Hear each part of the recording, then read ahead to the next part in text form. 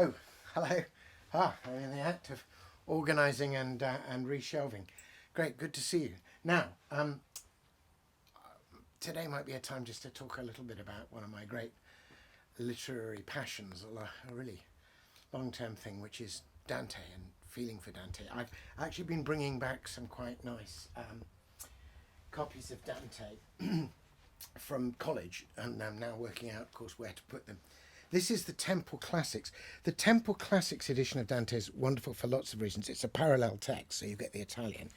But and these Temple Classics, if you can see, there's a little owl, sort of Minerva, the sign of wisdom, is on there. And they were the paperbacks of their day. Here's the Paradiso with the beautiful Botticelli, which I'll show you more of later. And again, that lovely tracing paper. And you get the Italian, and then you get a good word-for-word translation. And this is particularly of interest to me because this was the edition, I mean, not these actual individual books, but this was the edition that T.S. Eliot had when he was puzzling his way through Dante. And Eliot's way of reading Dante became incredibly important for me because Eliot has Dante not as a figure from the past, but as a kind of contemporary companion. So anyway, I've got those. I have to think about where to put them. But while we're about it, hello George, why don't we, let's take the opportunity to think about why you have different editions of things, why you have different. So if we come over to the shelf here, let's get out, these are Dantes I've always kept here because this is a sort of working Dante in various ways. This, apart from a story I'll tell you about the original Italian text when I was 16, but in terms of my adult engagement with the poem, as with many people, this Dorothy Sayers Penguin Classics 3-volume, which doesn't give you the Italian text, but does give you, look, I've got all kinds of leaves and things in here, does give you wonderful notes and introduction and maps. But it also, and from the poetic point of view, this is important for me, it's a poetic translation using the very same rhyme scheme that Dante used. It's called terza rima. You can see it's written in tercets. And it's got this wonderful A, B, A, B, C, B sort of interlinked where the middle line is unrhymed in that stanza but starts off the rhymes there. Midway this way of life we're bound upon, I woke to find myself in a dark wood where the right road was wholly lost and gone. Ay me, how hard to speak of it, that rude and rough and stubborn forest. The mere breath of memory stirs the old fear in the blood. It's beautifully written. Modern Dantists are a little bit snooty about, we'll take these ones out as well and then we'll go over to my desk. So modern Dantists are a little bit snooty about this in terms of, if you like, accuracy of translation, because obviously she was using rhyme and there are fewer rhymes in English than I know, to my cost, than there are in Italian. In Italian you have to work quite hard not to rhyme. So they feel she sometimes strayed from the literal thing, but I think she creates a highly readable and poetically resonant text. Anyway, eventually Penguin Classics commissioned another one, and this is the new one, which also gives you the Italian. And this is by Robin Kirkpatrick, whom I've had the honour of knowing for some time, and whose lectures I used to go to as a, he's also got a very good introduction, as an undergraduate, and then when I came back to do theology, I sat at his feet when he was lecturing on the Purgatorio. So here's the Italian, just to show you. Nel mezzo del cammin di nostra vita mi ritrovai, I'm not very good at pronouncing it, but nel mezzo del cammin di nostra vita mi ritrovai per una selva oscura che la diritta via era smarrita. Wonderful smarrita vita rhyme. Now, I'll tell you a story. Why don't you just have a seat here? These words I've just read you, the Italian, it's actually fairly easy in a way. I mean, there's a bits of it that are more difficult later, but I'll just put the light on here so I can see better. So, when I was 16, my family moved. I was at a boarding school in England, but I used to go home to Canada for the holidays. But that year, magical year, my sort of coming of age in lots of respects, my dad, who was a professor of classics and an expert on Virgil and Propertius, was having a sabbatical year in Rome. And so we lived in Viale Aventino, 105, wonderful, right in the middle of Rome. And very early on going there for the first time, I was wandering around and finding my way around Rome, and literally on a rubbish heap, I found clearly a school edition copy of the Inferno, which had clearly been thrown away by some Italian teenager who didn't want to study it anymore. And I couldn't resist a book even on a rubbish heap, so of course I picked it up and brought it home, dusted it off. And my dad immediately seized on the opportunity to use it to teach me Italian. And so I remember vividly him saying, okay, you'll understand this first line of Dante's Divina Commedia very easily. Nel mezzo del cammin di nostra vita. What do you reckon mezzo is? And I said, well, I'm not sure. He says, well, he'd also, that same summer, felt it was, in a gentle, quiet way, a little watered down, and with the family, introduced me to the mature joys of wine drinking. And he said, what a lovely Italian wine. So what do we have on the table? I said, oh, it's a mezzo litro, it's a mezzo carafe. And he says, what, that's a half, isn't it? Mezzo must be half. So we've got half. And cammin, what's the cammin? I said, I don't know, Dad. And he said, well, what was the French railway you came on? I said, well, it's the chemin de fer, and I know that's the iron way. So chemin, he said, you can see, has come back from cammin, camino, camino is way. And then nostra was easy enough. I knew French, notre. Vita, la vie, vita, vita. So in the middle of the road of this life, and then mi ritrovai per. So I started to learn Italian. Supposedly my dad thought I could just saunter around Rome and speak medieval Italian and it would be fine. I mean, my dad did that. I mean, he sauntered around Rome and spoke Latin, it was fine.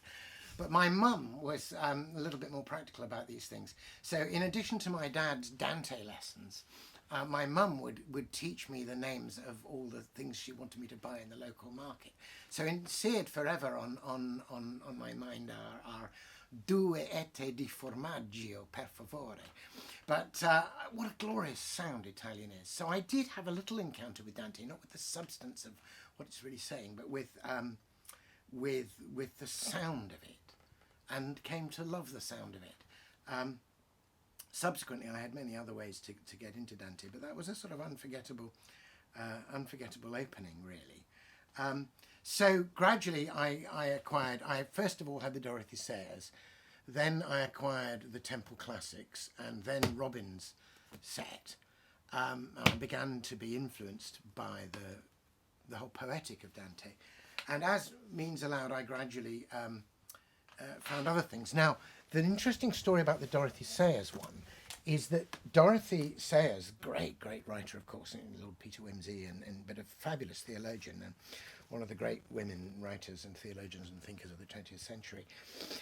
She didn't complete her translation of the Paradiso. She died before it was complete. There were a few cantos to go, but she'd been greatly assisted by a brilliant young Dantist and Italianist in the Cambridge faculty, who completed the whole thing, and I got to meet her. She's absolutely wonderful, and in fact, I ended up, when I thought I'd write a book about Dante. Now here's the real treasure. So she's called Barbara Reynolds, and just a few years ago, Barbara Reynolds died a few years ago. I'd met her several times. In fact, she invited me to tea to talk Dante once, and I'd also spoken with her at a Dante event.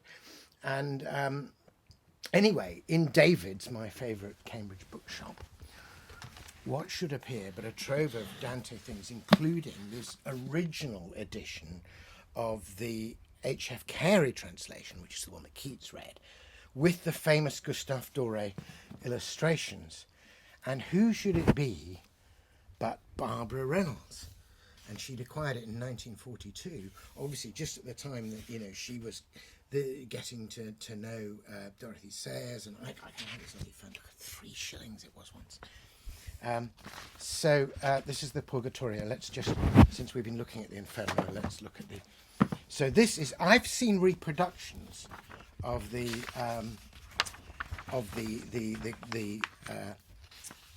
Doré, but not.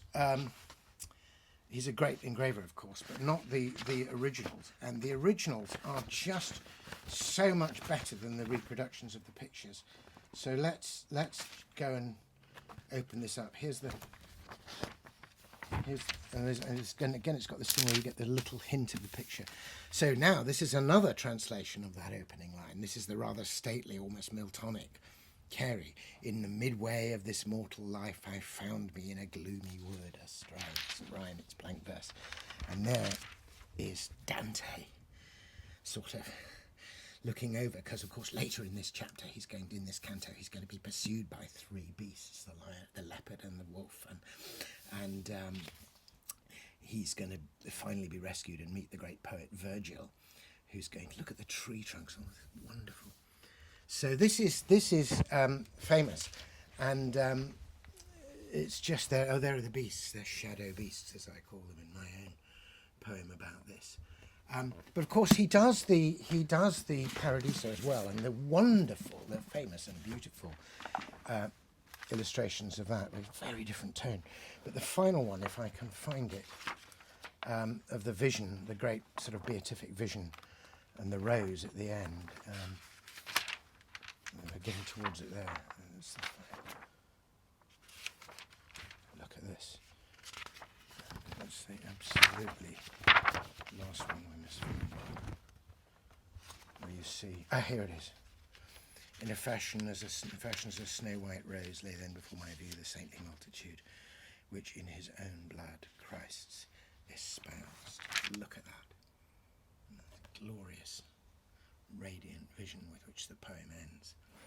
So to own not only a beautiful edition with the properly printed etchings, but to know that Barbara Reynolds owned it, who's in a kind of lineage, obviously going back to Dorothy Sayers, a great friend of Charles Williams, who's writing about Dante I love and whose books on Dante I've got, just gave the whole thing a kind of lineage. So much more one could say. But I'll finish. I eventually decided to write, just getting a bit warm here, I decided to write some poetry of my own in that terza rima about my long experience of reading Dante and all it meant. Because you shouldn't think of Dante, the Inferno and the Purgatorio, as being some gloomy, lugubrious kind of rejoicing over other people's sufferings, or, a poem. It might be literally about these circles of hell and the rings of ascending terraces of poetry. But that's not what it's really about. It's an allegory. Hell and purgatory, and indeed Paradiso, are a kind of symbolic map of the human soul, of all the potentialities for darkness in it, and the way each of those rings and circles of darkness is capable of redemption and is redeemed because the mountain of purgatory is the positive shape out of which the kind of narrowing cone of hell is made. So it's really a poem about the redemption of everything, I think. Anyway, I came to write, and I collected in my book, The Singing Bowl, a set of 9 poems in terza rima about the whole commedia.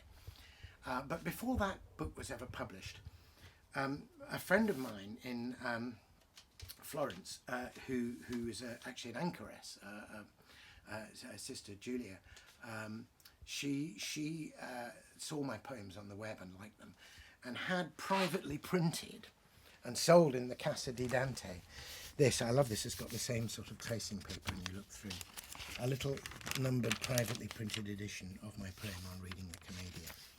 And so let me read you the very first poem in this, which will give you a sense of how I handle the terza rima. It's called In Medias Res, of course, in the middle of things, in the medias, like Mezzo. And it's about how, in a way, the whole Commedia is a glorious poem of the midlife crisis. You're in the middle of the way of this life and you get lost and stuck. You have to reorient yourself. So my poem is not a summary of Dante, but it's about how reading Dante speaks to me personally and might speak to other readers now. So I'll just finish a little visit by reading you this. In medias res. And so I start again, here in the middle of a life I scarcely know. How many guesses left to get the riddle? The woods are dark, and darker shadows grow. I followed someone here, but lost her leading, with nothing but my lostness left to show. The voice that drew me on is faint and fading, but something else is creeping up behind. Over whose heart, I wonder, are we treading? My shadow beasts consent, though they are blind. All three are here, the leopard, lion, wolf, my kith and kin, the emblems of my kind. They've come to draw me back across the gulf, back from the path I wanted to have chosen. Fall back, they call. You can't run from yourself. Fall to the place where every hope is frozen. But not this time. This time, I choose the other path, path of the dead and risen, to try the hidden heart of things, to let go, loose, to lose myself and find again the voice that called and drew me here, my freeing muse. Begin again, she calls. You have the choice. Little by little you can travel far. Learn to lament before you can rejoice. Sing to the shadows. Sing and do not fear, but sing them into love, little by little. Begin the song exactly where you are. And so I start again, here, in the middle. Thanks for dropping by.